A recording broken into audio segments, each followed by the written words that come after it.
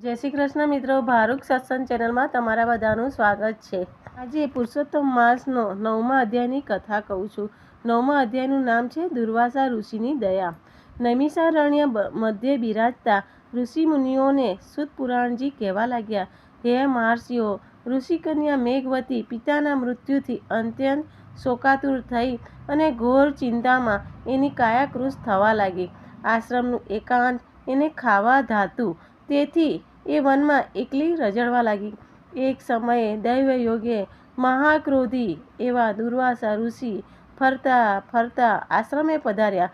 સેંકડો સૂર્યોના તાપ જેઓ સાથે લઈને ફરતા એવા દુર્વાસા ઋષિના ક્રોધથી ત્રણેય લોકના સર્વે જીવો ધ્રુજતા, દેવો અને દાનવો પણ કાંપતા, પાતાળ લોકના નાગરાજ તો મોં છુપાવી દેતા। ઋષિ દુર્વાસા એવા ક્રોધી હતા કે ભગવાન શ્રી કૃષ્ણ અને રૂક્ષ્મણીને એકવાર એમના રથના ઘૂંસરે બળદની જેમ જોડેલા, ઉગાડા પગે રથ ખેંચતા ખેંચતા રૂક્ષ્મણીને તરસ લાગી પ્રાણ કંઠે આવી ગયા। રૂક્ષ્મણીની આવી હાલત જોઈ ભગવાન શ્રી કૃષ્ણે પોતાના જમણા પગના અંગૂઠાથી ધરતીને દબાવીને જળધારા પ્રગટ કરી અને રૂક્ષ્મણીની તૃષા છુપાવી। આ જોઈને દુર્વાસા ઋષિ અત્યંત ક્રોધાયમાન થયા અને ભગવાનને શ્રાપ આપ્યો, હે કૃષ્ણ, તમે આજે મારી સેવામાં છો, છતાં તમારી પત્ની પર પ્રેમ વ્યક્ત કરવા તમે પૃથ્વીમાંથી ગંગા પ્રગટ કરીને મારું અપમાન કર્યું છે। તેથી હું તમને શાપ આપું છું કે તમારા બંનેનો વિયોગ થજો, તમે વિયોગમાં ઝૂરી ઝૂરી મરશો। આવા મહાક્રોધી દુર્વાસા ભાગ્યે જ પ્રસન્ન થતા અને જ્યારે પ્રસન્ન થાય ત્યારે તેઓ ન્યાલ કરી દેતા, એવું વરદાન આપતા કે 84 લાખો જન્મનું દુઃખ દૂર થઈ જાય। પિતાના મૃત્યુથી શોકાતુર થયેલી મેઘવતીએ દુર્વાસાને પોતાના આશ્રમે પધારેલા જોઈ શોક ભૂલીને એમને આસન આપ્યું, ઘણા જ ભાવથી સેવા પૂજા કરી અને ઋષિના ચરણોમાં પકડી ઘણા જ ભક્તિભાવે કહેવા લાગી, હે દેવ, આપના પાવન પગલાંથી મારા સ્વર્ગસ્થ પિતાનો આ આશ્રમ પવિત્ર બન્યો, મારું જીવન ધન્ય થયું। સદા શિવના અંશરૂપી એ મહર્ષિ અતિ પ્રસન્ન થઈને બોલ્યા, હે કન્યા, તે તારા ધર્મનિષ્ઠ તાતના કુળને દીપાવ્યું છે।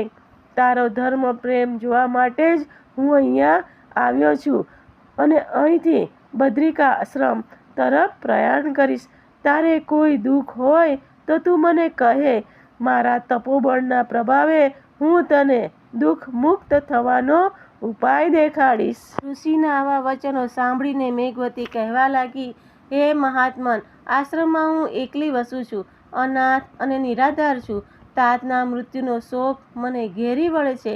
ભગવાન, મારા પિતાની ઈચ્છા મારા લગ્ન કરી દેવાની હતી, માટે કોઈ યોગ્ય પુરુષ મારું પાણી ગ્રહણ કરે એવું કરો। મારી કૌમાર્ય અવસ્થા વીતી જાય છે, કાલે મારો કન્યાકાળ પૂરો થશે। આ ઘોર ચિંતાના કારણે મને ભોજન ભાવતા નથી, શેષ સૂળી જેવી લાગે છે। મારી પ્રાર્થના સાંભળીને હે કૃપાનાથ, મારું દુઃખ દૂર કરો। આંતસ્વરે આટલું બોલીને ઋષિ કન્યા મેઘવતી દુર્વાસા ઋષિ સામે આશાભરી નજરે મીટ બાળીને જોવા લાગી। આ આપણો અધ્યાય અહીંયા પૂરો થાય છે। હવે 9મા દિવસની કથા હું કહું છું, અમૃતધારાની કથા હું કહું છું। 9મા અમૃતધારાની કથાનું નામ છે ગુરુ શિષ્યની વાર્તા।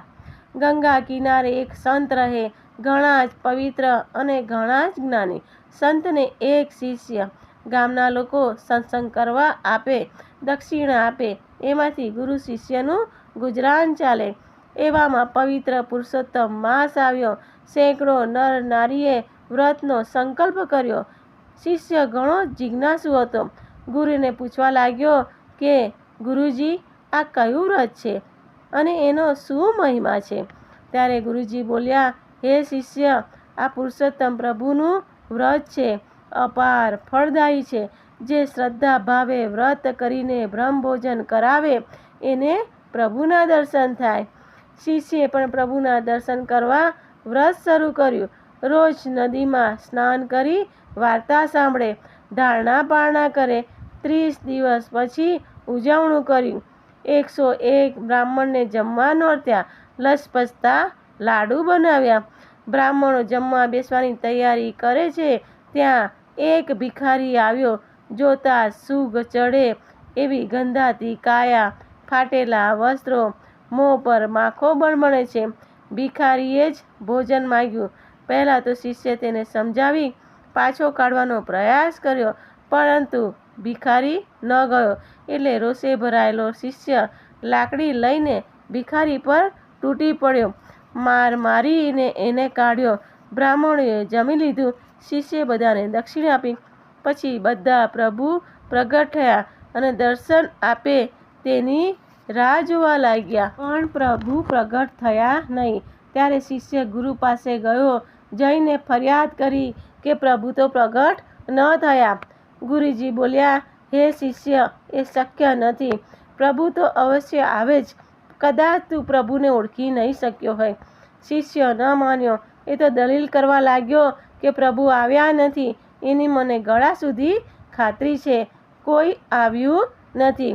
જ્ઞાની ગુરુજીએ સમાધિમાં જોયું. બધી વાત જાણી ગયા અને બોલ્યા, હે શિષ્ય, તે જે ભિખારીને માર માર્યો એ સ્વયં ભગવાન હતા.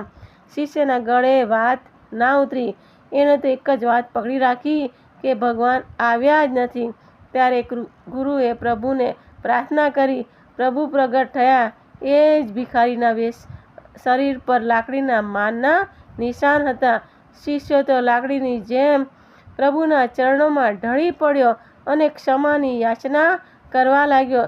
ત્યારે દયાળુ પુરુષોત્તમ પ્રભુ બોલ્યા, હે ભક્ત, મારા સહસ્ત્ર સ્વરૂપ છે. જીવ માત્ર પર દયા રાખે એ જ મને ઓળખી શકે. આટલું કહીને પ્રભુ અંતર ધ્યાન થઈ ગયા. પ્રભુ દર્શનથી શિષ્યને સર્વે પાપનો ક્ષય થયો. ગુરુ શિષ્ય સુખેથી જીવન વિતાવીને વૈકુંઠ પામ્યા. શ્રદ્ધા ભાવે વ્રત કરે, દર્શન સાક્ષાત થાય. પૂર્ણ પુરુષોત્તમ સેવતા ભવસાગર તરાય. હે પૂર્ણ પુરુષોત્તમ પ્રભુ, તમે જેવા ગુરુ શિષ્યને ફળ્યા એવા સૌને ફળજો. જય શ્રી કૃષ્ણ. તમને મારો આ વિડીયો ગમ્યો હોય તો પ્લીઝ લાઈક અને સબસ્ક્રાઈબ જરૂર કરજો અને એક કોમેન્ટ પર જરૂર કરજો. જય પુરુષોત્તમ દેવની જય.